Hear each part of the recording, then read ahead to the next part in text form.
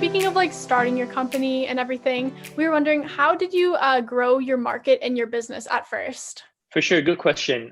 So Apologue wasn't the first business entrepreneurship venture that I started. So again, I when I was growing up, I was surrounded by a lot of entrepreneurship, right, with my dad and all that. So when my first business that I started, it's actually in my first year.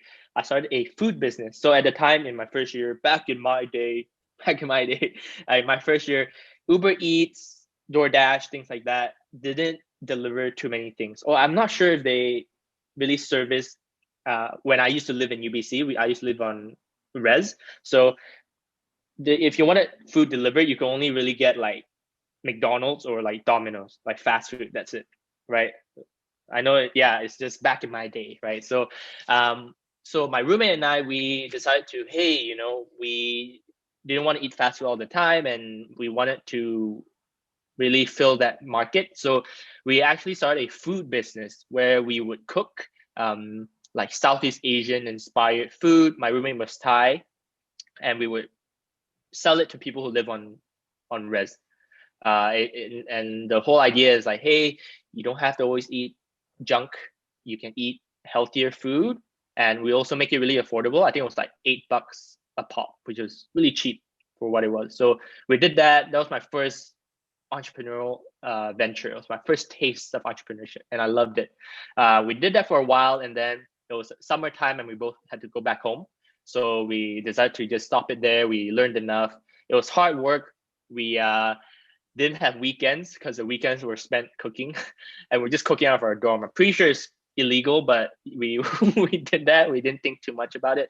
It was fun, super fun, and then we stopped it. My next entrepreneurial venture is in my second year, and at the time I was super into like magic performance. I'm not sure if you watch like America's Got Talent, like Shin Lim, things like that. Mm-hmm. All right, I'm not sure. Yeah. So it was before magic was cool. So it was before magic was cool. So my roommate and I, again, we were into magic. We performed here and there, and we decided like, hey, let's start a student organization. So we started the UBC Magicians and Illusionists Association. Right, it sounded super cool in our heads at the time. So we started that.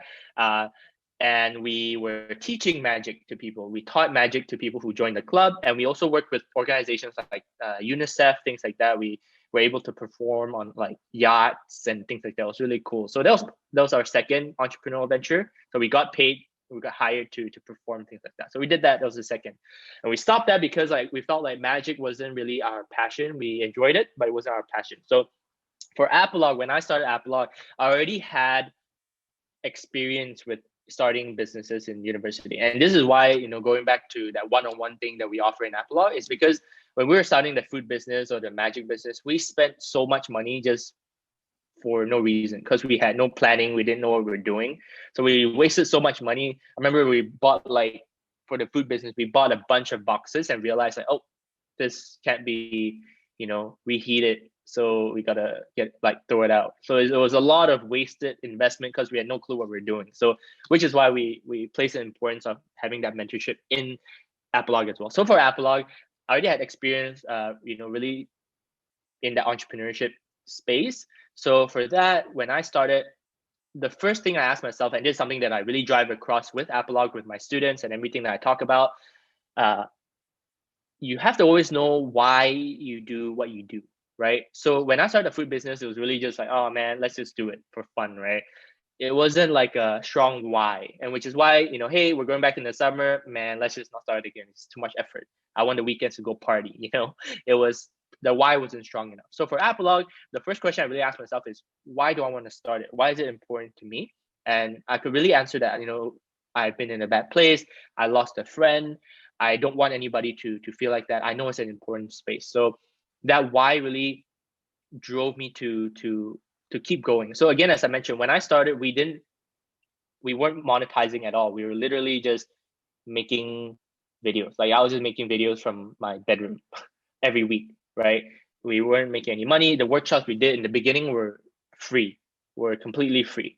Right. So it felt like people around me were telling me things like, hey, man, you've been at it for almost a year. Like, how much have you made? My parents were like, are you making money? Like, you're spending so much time on this. Right. And it's because of the why that kept me going. And I think over time, when in entrepreneurship, and this is something for you too, Renee, when you do start your business, which I'm really excited for you to start, it's really that why. If your why is strong enough, you will keep going, right?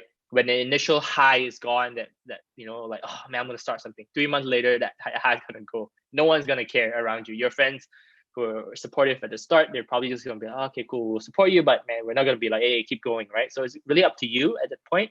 But I realized that the first step is really understanding, like, why are you starting this? Why do you want to do this? And if that is strong enough, you will keep going. And when you keep going, you keep at it, you keep, every day you're building a little bit more, you're building a little bit more, a little bit more, a little bit more.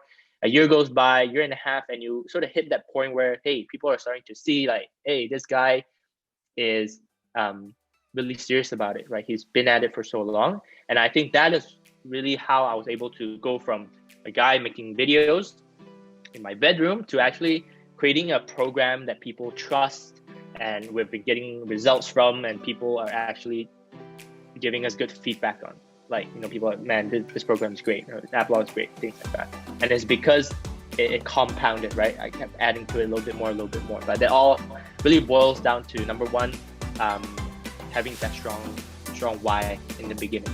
So it's really over time that we're able to get more recognition and build that trust over time. Hey, did you like this video? If so, click the subscribe button down below. And make sure you click the notification bell to get updates each time we post. And remember, you can listen to the entire episode on 8 different platforms, including Spotify and Apple Podcasts. Check out the links down below. Bye. Bye.